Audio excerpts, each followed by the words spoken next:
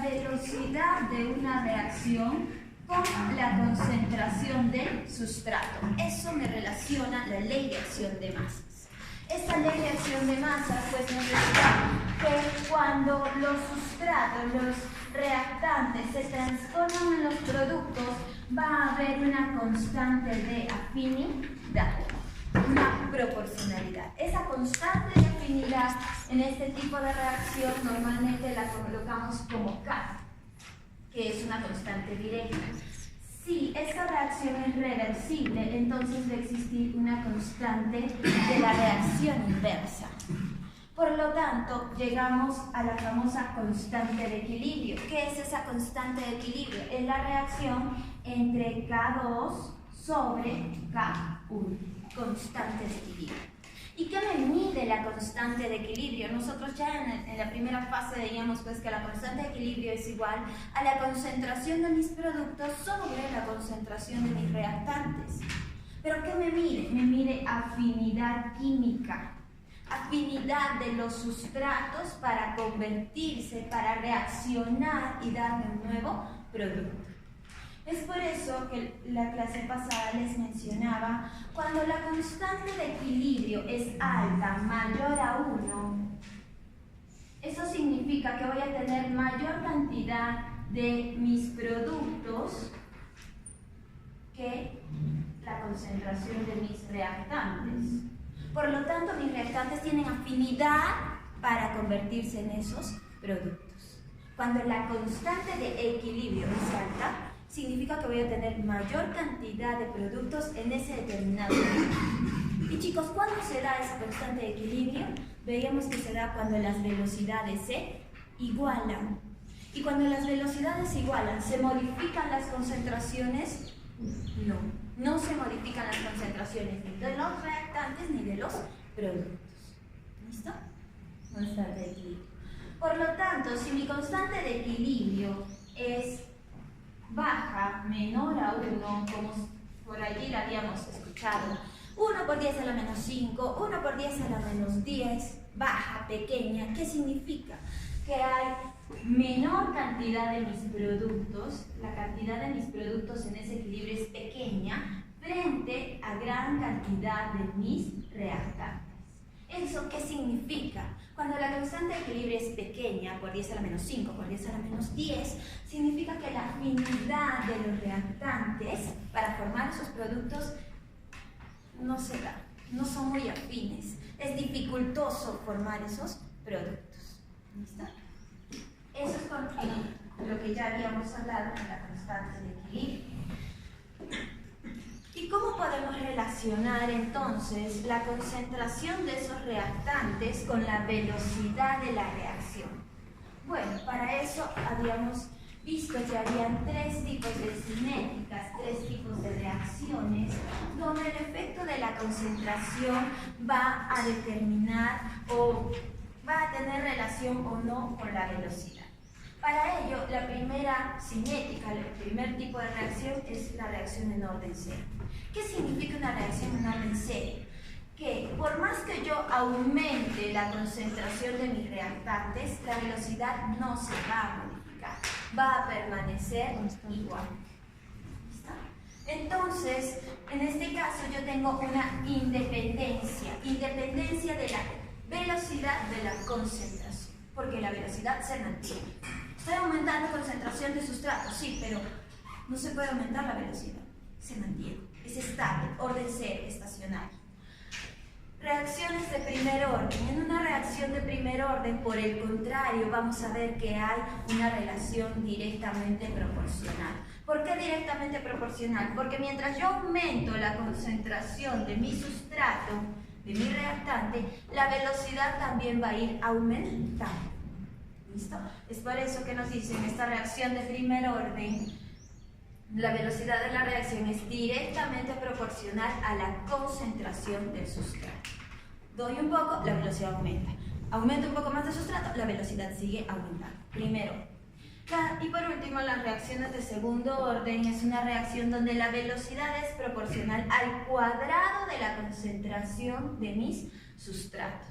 Este tipo de reacciones No va a ser muy común en nuestro estudio, pero también existen. ¿Eso qué significa? Que voy a necesitar mayor cantidad de concentración de sustrato para aumentar la velocidad. Pero no es el único factor. Cuando veíamos esta cinética química, les mencionaba 4 factores, de los cuales nos íbamos a enfocar en 2. La primera era la concentración de sustrato y la segunda era el efecto de la temperatura.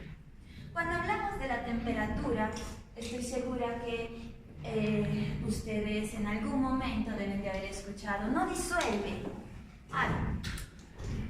Un ratito, que caliente, que meterlo al mechero, al microondas, etc. ¿Listo? ¿Y eso es normal? Sí es normal. ¿Por qué? Porque la temperatura, cuando aumentamos la temperatura, aumentamos la velocidad de una reacción. Nos dice, por teoría, que cuando se incrementan 10 grados centígrados a una reacción química, se puede duplicar la velocidad de una reacción. Pero eso es en laboratorio, en tubos de ensayo. En una persona, en un ser vivo, ¿se podrá dar ese caso? ¿A qué temperatura nosotros estamos? 37. ¿Se imaginan que nos aumenten 10 grados de temperatura para que se dé una reacción química?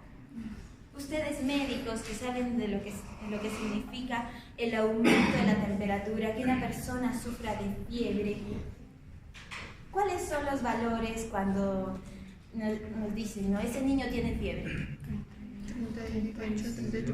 38, 39, puede llegar hasta 40, ¿verdad? Y cuando llega a 40 se ha visto casos que llegan a convulsionar, ¿cierto? Imagínense si incrementaríamos 10 grados para duplicar la velocidad de una reacción. Imposible, ¿cierto? Pero en este caso, como estamos viendo todavía una reacción química común y silvestre, nos dice, pues, ¿para qué aumentamos la temperatura? ¿Por qué la temperatura me puede aumentar la velocidad de una reacción química? Les cuento un poquito. Una reacción química, para que se pueda dar, necesita que sus reactantes liberen una cantidad mínima de energía, que estén activados. ¿A cuántos aquí han visto Goku? ¿Sí? Saben del tema, ¿verdad? ¿Saben del tema un poquito? Siquiera han escuchado a ese niñito con superpoderes, ¿sí? Este niñito con superpoderes podía derribar a sus oponentes en su estado normal, o tenía que irse activando, como que su color de cabello iba cambiando.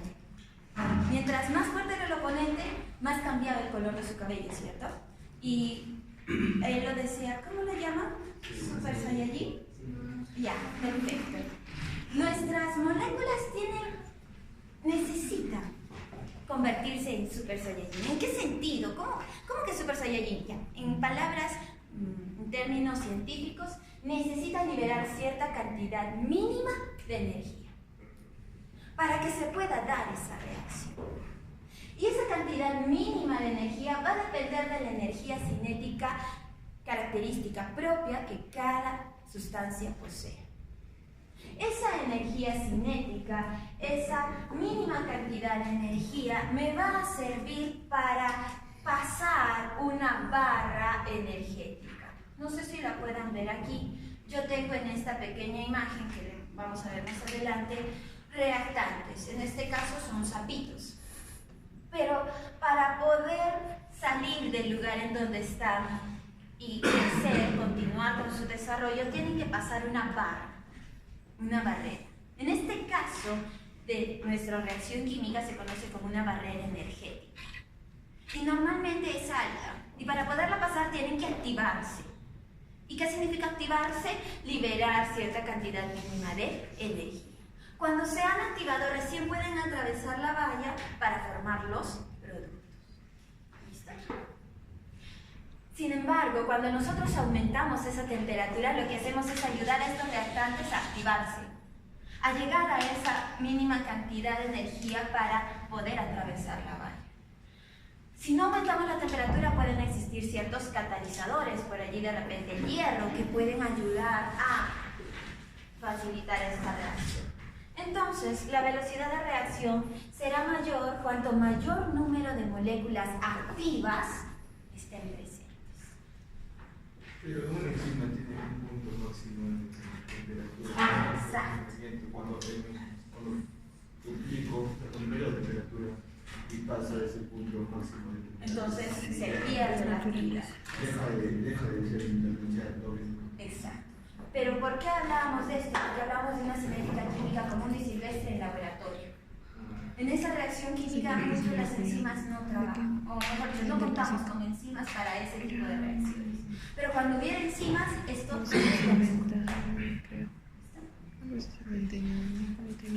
para entrar un poquito más y que puedan entender esa barrera, por qué la energía, por qué tienen que estar en estado Super Saiyajin, bueno, existe la famosa teoría de colisiones. Esta teoría de colisiones nos dice que para que el bromo, moléculas de bromo, se mezclen, choquen, formen ioduro de bromuro junto con el hidrógeno, pues tienen que disponer de dos condiciones. La primera de ellas, disponer de energía cinética suficiente para que tengan lugar el reordenamiento de los enlaces y la formación de la nueva sustancia. Y por último, colisionar con la debida orientación. Cuando nosotros superamos esta barra energética, esta energía de activación, y se encuentran en estado activado, tienen que chocar de una manera, ¿cómo se podría decir? Una manera consciente, de una forma idónea, para que los enlaces se puedan formar entre estos dos reactantes. Si no chocan de manera eficaz, entonces no voy a poder formar mis productos.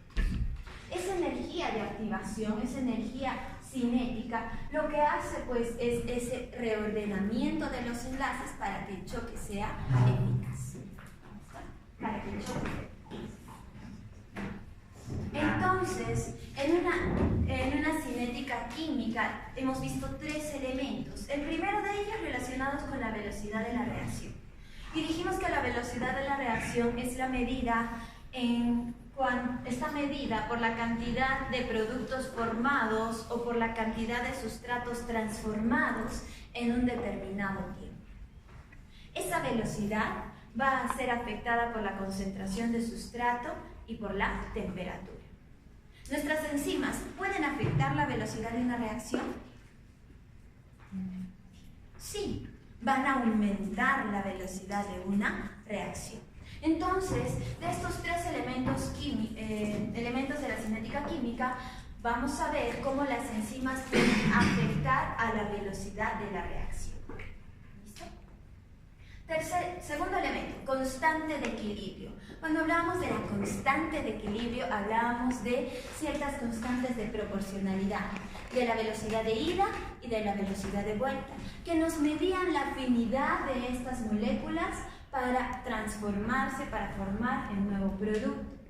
Y hablábamos pues que cuando esa constante era alta, había facilidad de transformar los sustratos en productos. Pero cuando era pequeña, había dificultad para esto. Lastimosamente, esta constante de equilibrio es característica específica propia de cada reacción. Y no se puede modificar ni por más que haya la presencia de enzimas. Porque hemos dicho que las enzimas no catalizan reacciones imposibles, sino que aceleran una reacción. ¿Listo? Entonces mis enzimas no van a afectar a la constante de equilibrio. Esa constante se va a mantener. Y por último, la energía de activación. Este elemento dijimos que era la cantidad de energía... la cantidad mínima de energía necesaria para activar a los sustratos. Nuestras enzimas nos van a ayudar, van a dirigir a esos sustratos para que se dé la reacción química. ¿Por qué? Porque al momento de que esta enzima se junte con su sustrato en el centro activo, este sustrato ya va a tener el ordenamiento necesario para que pueda reaccionar con el otro. Entonces, mi enzima me va a disminuir la energía de activación necesaria para que se dé la reacción química. ¿Listo? Tres elementos sobre los cuales solo dos van a ser afectados por nuestras enzimas. Y se los pongo aquí. Propiedades de las enzimas. Las enzimas van a aumentar la velocidad de una reacción. Si aumentan la velocidad de una reacción, pues lo único que están haciendo es facilitar ese reordenamiento de nuestros sustratos. Y por último, las enzimas disminuyen el valor de la energía de activación de la reacción que cataliza. Velocidad, energía. Dos cosas sobre las cuales nuestras enzimas trabajan. De repente ustedes han visto este gráfico mientras buscaban algo sobre ese tema, leían, se informaban algo sobre enzimas. Dijimos que las enzimas disminuyen la energía de activación. Y es que yo les mostraba una barra energética que normalmente se ve muy alta cuando nosotros tenemos una reacción normal. Para poder superar esa barra energética, esa cantidad de energía necesaria para que se dé la reacción, mis moléculas pues van a necesitar la ayuda de repente de la temperatura o de repente mayor tiempo para que se dé esa superación. Pero en presencia de una enzima, miren, la enzima lo que hace es disminuir esa energía necesaria para que mis moléculas puedan transformarse. Al disminuir esa barrera, entonces las moléculas fácilmente pueden transformarse en sus productos. Es por eso que me gustó mucho esta imagen de los sapitos, porque la energía de activación, al fin y al cabo, en una reacción catalizada con enzimas, la barrera va a ser menor, por lo tanto la energía va a ser también menor que necesitan estos reactantes. Reduce la energía de activación.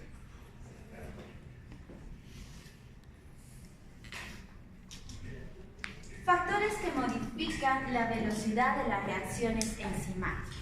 En este caso ya vamos a centrarnos en las reacciones enzimáticas. Hemos visto una reacción química común y silvestre, pero esas reacciones químicas pueden ser catalizadas por nuestras enzimas y vamos a ver ciertos factores que afectan a esas reacciones enzimáticas. La primera de ellas, que ya la habíamos mencionado, era la temperatura.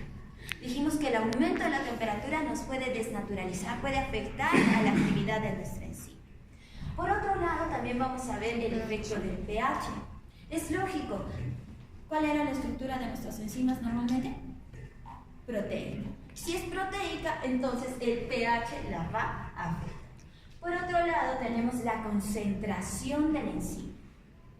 Y es que si nosotros no colocamos la concentración adecuada de enzima, entonces la reacción de repente no se va a poder dar. Si colocamos más enzima, esa reacción se va a acelerar más rápido.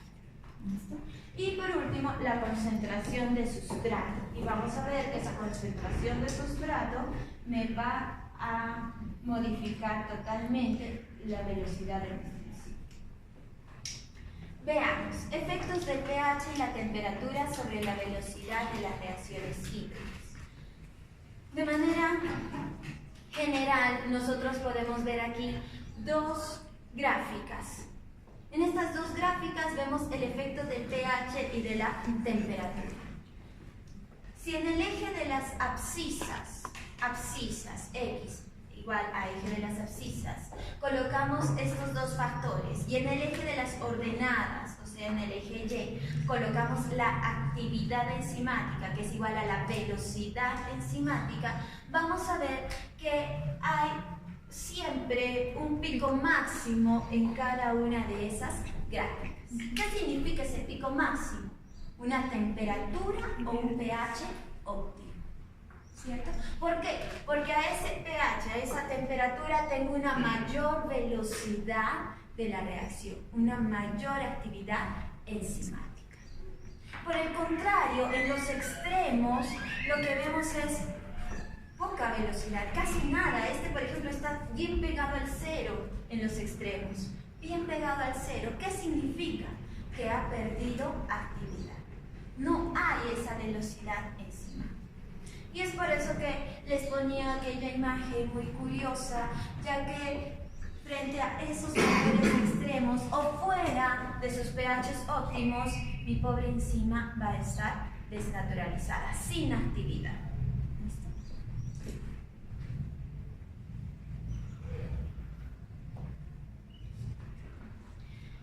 En cuanto a las enzimas, bueno, nosotros normalmente vamos a evaluar a seres humanos, mamíferos, que tienen una temperatura óptima de 37, 36 grados centígrados. Pero chicos, ¿qué pasa con aquellos seres vivos que se adaptan a ciertas condiciones?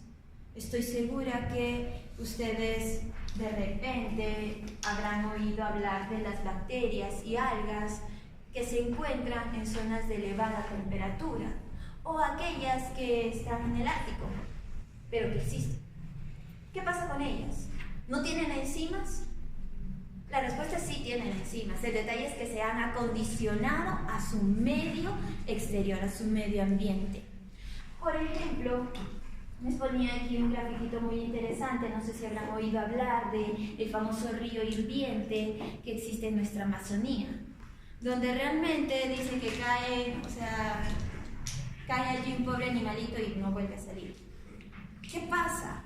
¿Y qué? ¿Solo será ese río? ¿Qué pasa con la temperatura que está alrededor? ¿Qué pasa con aquellas bacterias, algas que se encuentran pues en las aguas termales de Yura, o aquí al lado de nuestro cerro que se está activando, en Misti? Entonces, sí hay vida, pero estas van a tener, sus enzimas van a tener una temperatura óptima más elevada que la nuestra, porque se han acondicionado a ese lugar. Y para beneficio nuestro, por ejemplo, cuando ustedes vayan a biología molecular, van a hablar bastante de una enzima, de la famosa Taq polimerasa.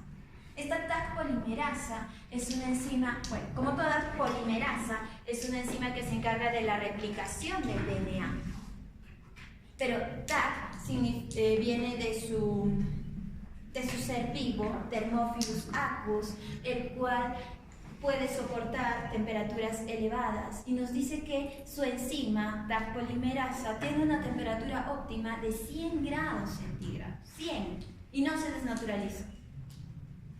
Por otro lado, vamos a ver ciertas bacterias árticas, o sencillamente antes existían sapitos por las zonas altas de Arequipa, las cuales tenían o estaban adaptadas al frío, a alturas altas, y tenían una temperatura óptima cercana a 0.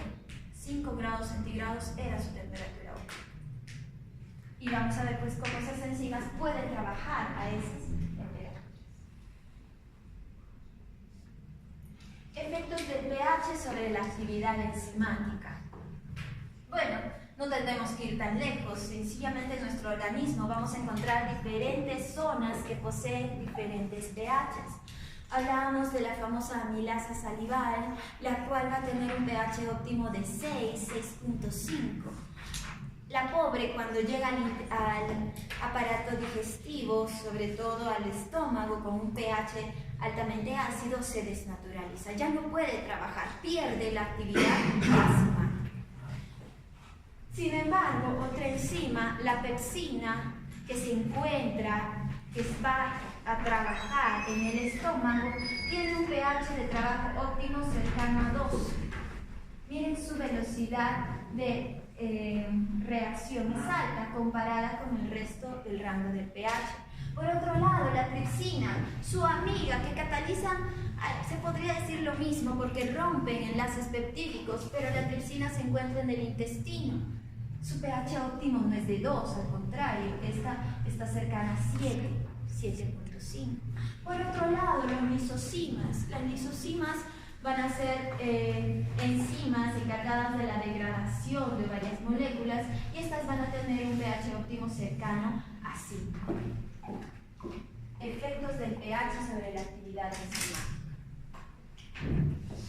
¿Cómo se evalúa la actividad enzimática frente a estos factores? ¿Cómo es que podemos ver que realmente tienen un pH óptimo, etcétera? Fue un tema de discusión amplio. Y muchos decían pero es que tenemos que evaluar la cantidad de enzima presente en un tejido, en un líquido biológico. Porque de esa manera yo puedo decir la actividad que tiene. Otros mencionaban, pero si la actividad de la enzima es directamente proporcional a su concentración, entonces vamos pues a extraer esa enzima, a purificarla. Pero nuestros líquidos biológicos, nuestros tejidos, son complejos y están llenos de proteínas, y si nuestras enzimas son proteínas, para tratar de extraerlas, de cuantificarlas, era muy difícil. Y además, la cantidad de enzimas presentes en una célula es pequeñísima. Entonces, los métodos que teníamos para poder cuantificar la cantidad de enzimas eran muy difíciles. Otros decían, pero si la actividad de la enzima está relacionada con su velocidad que cataliza, ¿por qué mejor no medimos esa velocidad y vemos si es que está presente o no? Y otro agarró, levantó la mano y le dijo, tiene razón, porque ¿de qué nos sirve tener la enzima, gran cantidad de enzimas, si esta no va a trabajar? No sirve de nada. Entonces, es por eso que todos dijeron, perfecto, no vamos a evaluar la cantidad, sino vamos a evaluar la actividad de la enzima, la velocidad de la reacción química que esta cataliza. ¿Listo? Para poder hacer eso, pues hablamos de la famosa cinética enzimática.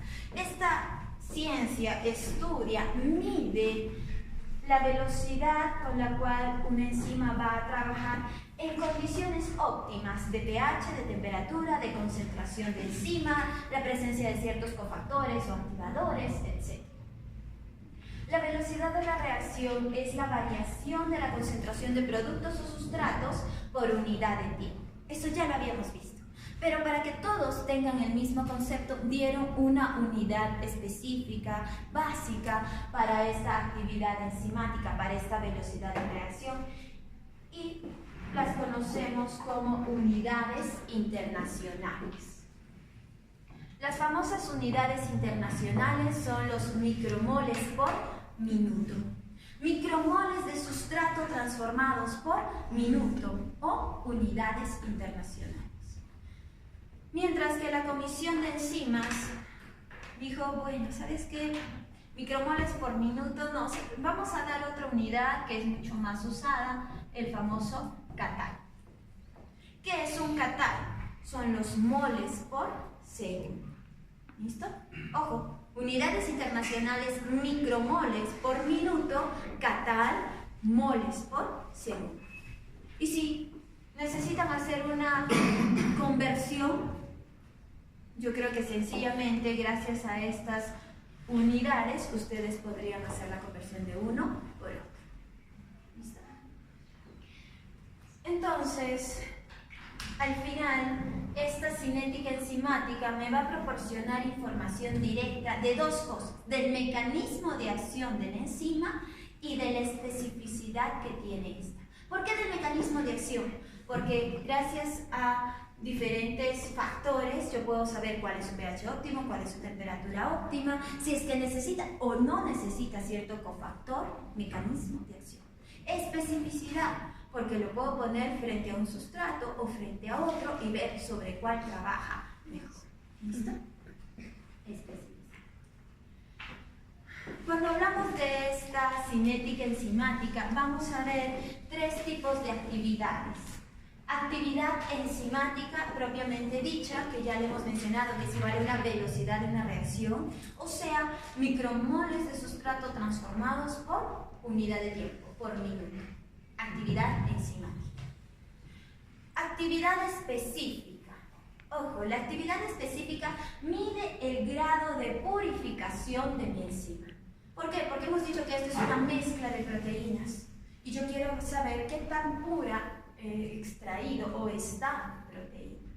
Entonces, aquí voy a relacionar dos cosas. Voy a relacionar la velocidad, o sea, la actividad enzimática, con los miligramos de proteína total que he utilizado en esa reacción. ¿Listo? Ojo, actividad específica que mide el grado de purificación, relaciono la velocidad con los miligramos de proteína que he usado en esa reacción. Y por último, la actividad molecular. La actividad molecular me mide, pues, el número de moléculas que han sido transformadas por molécula de enzima. Yo no estoy hablando de miligramos de la proteína, ya estoy hablando directamente de la molécula de la enzima. Y nosotros sabemos que una enzima, pues, va a estar constituida por proteínas, por un grupo prostético probablemente, y va a ser enorme. Los pesos moleculares, aquí tenemos que tener en cuenta los pesos moleculares de la enzima, porque estoy hablando de la molécula de la enzima. ¿Listo?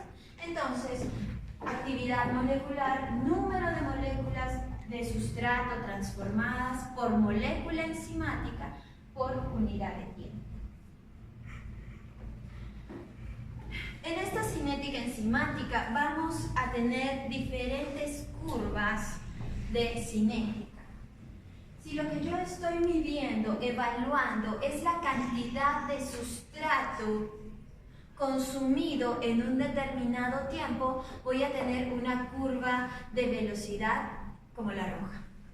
¿Por qué? Porque al inicio, a tiempo cero, yo voy a tener una cantidad de sustrato alta, entera, completa. Pero mientras va pasando el tiempo, esta concentración de sustrato va a ir disminuyendo.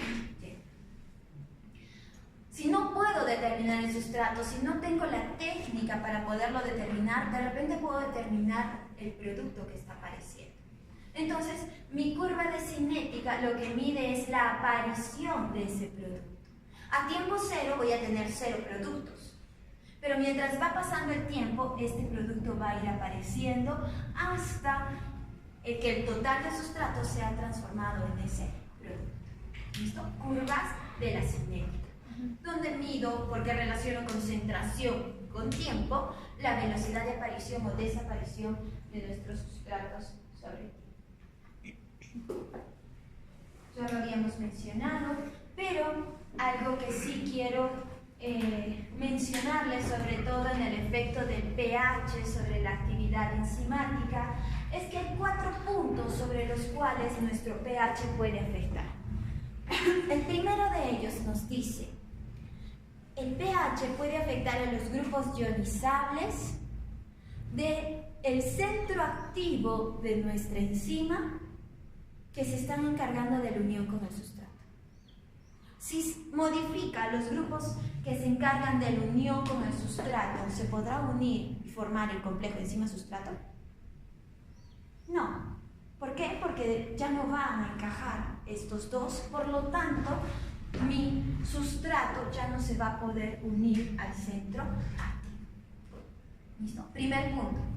Cuando el pH afecta a los grupos ionizables, grupos carboxilo, amino, azufre, etc., del sitio activo, entonces la unión con mi sustrato no se va a poder dar. Segundo punto, ¿qué pasa si los aminoácidos comprometidos con la unión con el sustrato no se modifican? Sino que los que se modifican son esos aminoácidos que se involucran en la actividad catalítica. O sea, se va a formar el complejo enzima-sustrato, pero no se va a poder liberar el producto. ¿Por qué? Porque el pH me modificó esos grupos ionizables. ¿Ok? Entonces ya estoy viendo dos: unión-sustrato, aminoácidos involucrados en la actividad catalítica. Tercer punto. El tercer punto está relacionado con la conformación de mi enzima. No sé si pueden ver que mi enzima se ha ido modificando, o sea, se ha chupado un poquito más en ciertas concentraciones hidrogeniadas. Y es que si la conformación estructural de mi enzima se modifica, entonces no se va a poder dar el complejo enzima-sustrato. Ya no va a tener esa conformación ideal para dar este complejo. Y por último, está relacionado con el sustrato. Y es que nos dice que el pH también puede afectar a la estructura de nuestro sustrato. Si afecta a la estructura de nuestro sustrato, tampoco se puede dar el complejo enzima-sustrato. ¿Listo? 4 puntos en los cuales el pH puede afectar a la actividad enzimática.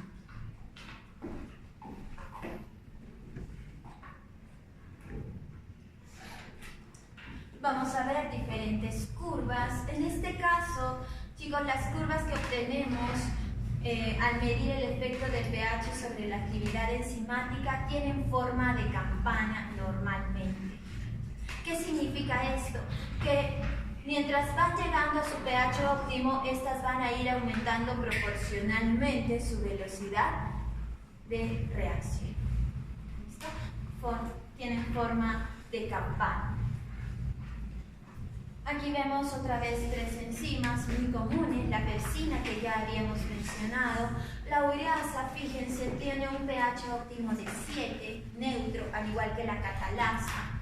Por otro lado, si queremos ver una enzima que trabaje a pHs alcalinos, por ejemplo, tenemos la arginasa o la fosfatasa alcalina, las cuales pueden trabajar a esos pHs alcalinos. Y en nuestro sistema, obviamente, tienen que existir ese tipo de pHs. El pH, por otro lado, les quiero comentar, es un importante regulador del metabolismo. Y hablábamos, por ejemplo, de la famosa pepsina. La pepsina solo puede trabajar en un medio muy ácido, por lo tanto, esta solo va a trabajar en el aparato digestivo, en el estómago. Cuando pasa al intestino, esta enzima se inactiva. Por lo tanto, ya no va a poder trabajar. Ya los enlaces que rompió tuvieron que ser en el estómago. Si no se llegaron a romper en el estómago, en el intestino, nadie va a poder trabajar sobre esos mismos enlaces. Entonces, vamos a tener allí ciertos problemas en el metabolismo. pH es importante regulador del metabolismo. En cuanto al efecto de la temperatura, pues aquí la curva es un poco diferente. Ya no podemos decir que es acampanada, sino que aquí vamos a ver una caída drástica cuando sobrepasamos esa temperatura óptima.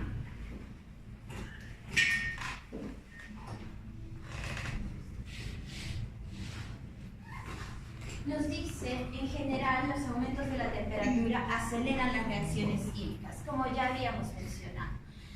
En el caso de las reacciones catalizadas por enzimas, esta ley no se cumple en su totalidad. ¿Por qué? Porque al ser proteínas, va a llegar un momento en que se empiecen a desnaturalizar por el calor. Y lo vemos aquí. Empezamos en menos 10 grados centígrados y como que la velocidad es mínima. Pero mientras voy aumentando esa temperatura, la velocidad de la reacción va aumentando hasta que llega a su temperatura óptima.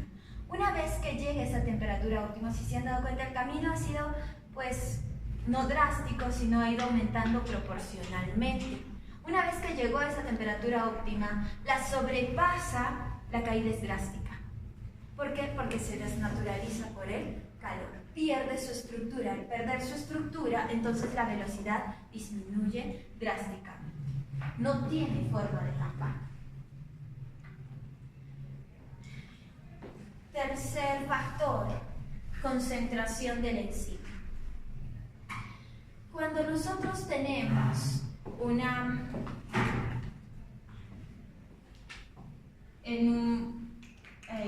reacción enzimática con gran cantidad de sustratos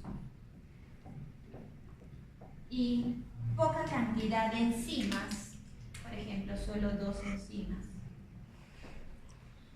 estamos hablando de un sistema saturado de sustrato. En este sistema sobresaturado de sustrato, si yo le agrego mayor cantidad de enzimas, aumento la concentración de mi enzima, entonces eso significa que la velocidad de la reacción va a aumentar. Y es lo que nosotros tenemos en este gráfico. Concentración de enzima 0, velocidad 0. Mientras voy aumentando esa concentración de enzimas, entonces la velocidad también va a ir aumentando proporcionalmente. Esta es una relación directamente proporcional. Mientras más enzimas haya, mayor velocidad voy a tener. ¿Listo? Y nos dice pues que la velocidad aumenta proporcionalmente con el aumento de la concentración de la enzima. Y aquí les puse un pequeño problema. Está sencillo. Si tengo una velocidad de reacción de 100 micromoles por minuto, velocidad de la reacción, 100 micromoles por minuto, ¿Cuál será la velocidad de la reacción si se duplica la concentración de la enzima? 200 micromoles por minuto. Así de sencillo. ¿Listo? Si se triplica, lo multiplicarán por 3. Si se quintuplica, lo multiplicarán por 5. Pero todo depende, está muy relacionado. La velocidad va a aumentar con respecto a la concentración de la enzima. ¿Listo? La velocidad de la reacción está influenciada por la concentración de la enzima, pero no por la concentración de otro reactante del sustrato, que lo vamos a ver más adelante. Y llegamos pues a nuestro factor concentración de sustrato. Nos dice que para estudiar la velocidad de una reacción enzimática tenemos que colocarlo en condiciones óptimas de pH, de temperatura, factores, concentración de enzima, pero lo que podemos variar es la concentración de nuestro sustrato. Crear diferentes sistemas con diferentes concentraciones de sustrato. El efecto de la concentración inicial de sustrato sobre la velocidad de la reacción va a tener dos cinéticas de reacción, una de primer orden y la otra de orden cero. Veamos un poquito. Nos dice, cuando la concentración de sustrato es pequeña, la velocidad de la reacción es directamente proporcional a la concentración de sustrato. Cuando la concentración de sustrato es pequeña, la velocidad de la reacción es directamente proporcional a la concentración del sustrato. Mientras aumenta concentración de sustrato, aumenta velocidad. Por lo tanto, la reacción es de primer orden. A altas concentraciones de sustrato, la enzima se encuentra saturada. Por lo tanto, la velocidad ya no depende de la concentración de sustrato. En este punto la reacción es de orden cero y vamos a encontrar una velocidad máxima de reacción. ¿Qué significa esto? Que se vuelve independiente. Por más que yo aumento la concentración de sustrato, mi velocidad ya no va a aumentar, se torna estacionaria, independiente. ¿Por qué? Me lo dice, porque la enzima se ha saturado. ¿Listo? Porque la enzima se ha saturado. Y encontramos la velocidad máxima de la reacción. Cuando hablamos de la velocidad máxima, nos dice pues que se observa midiendo la desaparición del sustrato o la aparición del producto y se logra cuando todos los centros activos están ocupados. Cuando la velocidad ya no varía más. Por ejemplo, tengo una velocidad de 100, 101, 100, 102, 100, 99, se mantiene con diferentes concentraciones de sustrato. ¿Listo? Velocidad máxima. Y no sé si lo llegaron a leer, hablaba algo de velocidad inicial. ¿Qué significa una velocidad inicial? La velocidad inicial es también la medición de sustrato transformado o de producto formado en un determinado tiempo. Ese tiempo tiene que ser antes de que se consuma el 10% del total del sustrato. Muchos dicen la velocidad inicial es aquella donde no haya la posibilidad de tener gran cantidad de producto que se pueda unir otra vez a la enzima. Es por eso que hablamos de una velocidad inicial, antes de que se consuma el 10% de sustrato. Y vemos el mismo gráfico, velocidad que depende de la concentración del sustrato, una cinética de primer orden. Cuando la enzima está saturada, el incremento de la concentración de los sustratos no se traduce en incremento de velocidad, por lo tanto, cinética de orden cero. Y para que lo entendamos mejor, existe este gráfico que gracias al cielo el doctor Felicito me lo hizo llegar. Veamos. Primer ejemplo. Enzima y una molécula de sustrato. Se forma el complejo enzima-sustrato y se va a dar la liberación del producto en un determinado tiempo. Pongámosle 5 minutos. ¿Listo? En 5 minutos, una molécula de enzima frente a una de sustrato voy a obtener un producto. Segundo frasco, segundo sistema. Voy a tener una molécula de enzima, vamos a aumentar el sustrato. Van a ser 2 sustratos. ¿Mi enzima podrá con esos 2 sustratos? Sí. Tiene sitios activos suficientes para trabajar con los 2. Por lo tanto, me ha liberado 2 productos. ¿En qué tiempo? En 5 minutos. Mismo tiempo. ¿La velocidad ha aumentado, chicos? ¿No ha aumentado? Claro que ha aumentado, porque acá tengo 1 micromol en 5 minutos.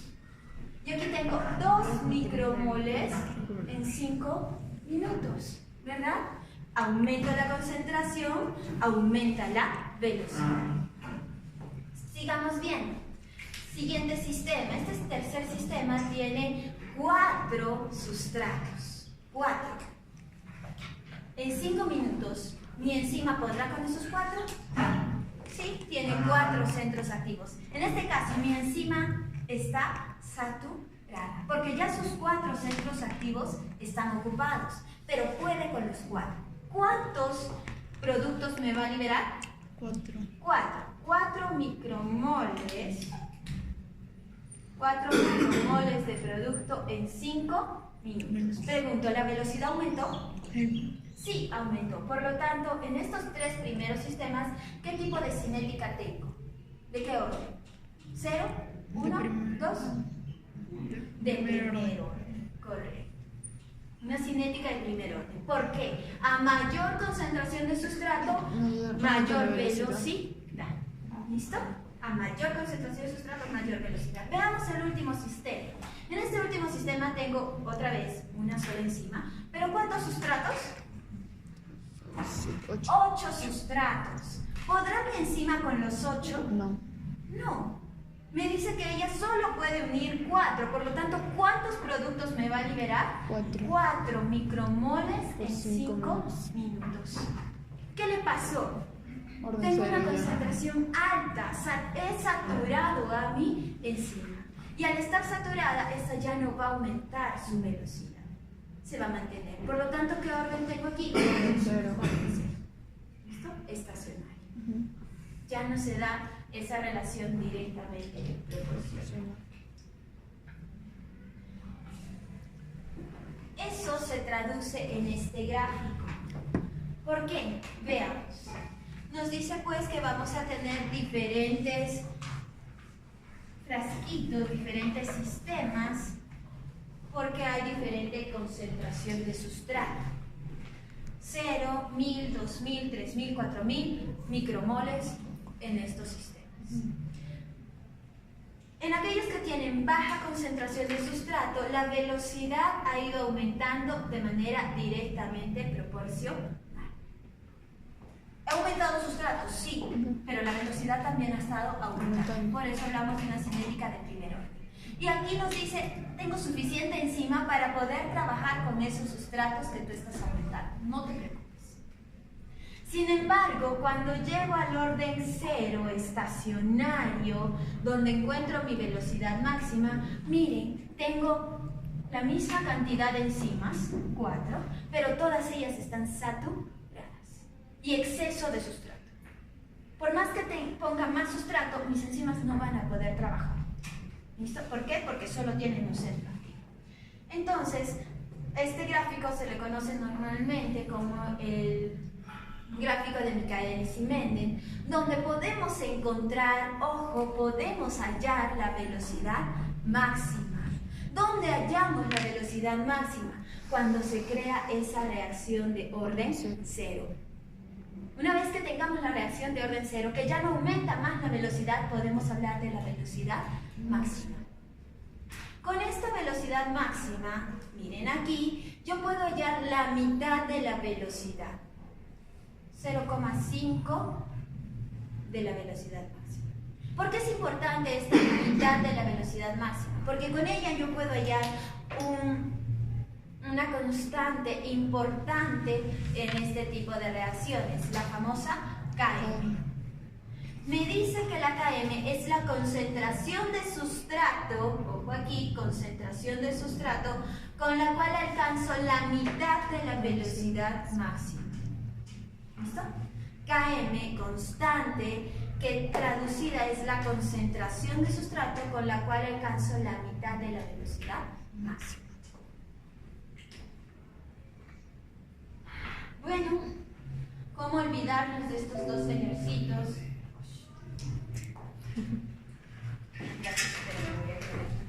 Les cuento un poquito.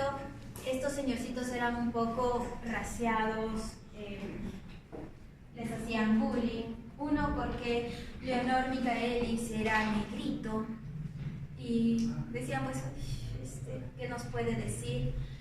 Era bioquímico y físico alemán, pero era negrito. Maud Menden, mujer, médica canadiense, otra vez, bueno, hay esta mujer que nos puede enseñar. Para colmo, los dos se unieron, ambos raciados, intentaron pues explicar y dar a conocer al mundo sus conocimientos sobre esta cinética enzimática. Y llegaron pues a la famosa formación o explicación del complejo enzima-sustrato. Ellos fueron quienes nos explicaron ese complejo enzima-sustrato. Ellos fueron los que dijeron, si no se da esa formación del complejo, es imposible que la enzima pueda reaccionar sobre su sustrato. Y gracias a ciertas ecuaciones que les vamos a ver ya en la próxima clase, que no les voy a pedir que se la aprendan, no, para nada, relájense, pero sí mi fórmula final, esa sí se la tiene que aprender para poder hacer pequeños cálculos. ¿Listo? Bueno, lo dejamos.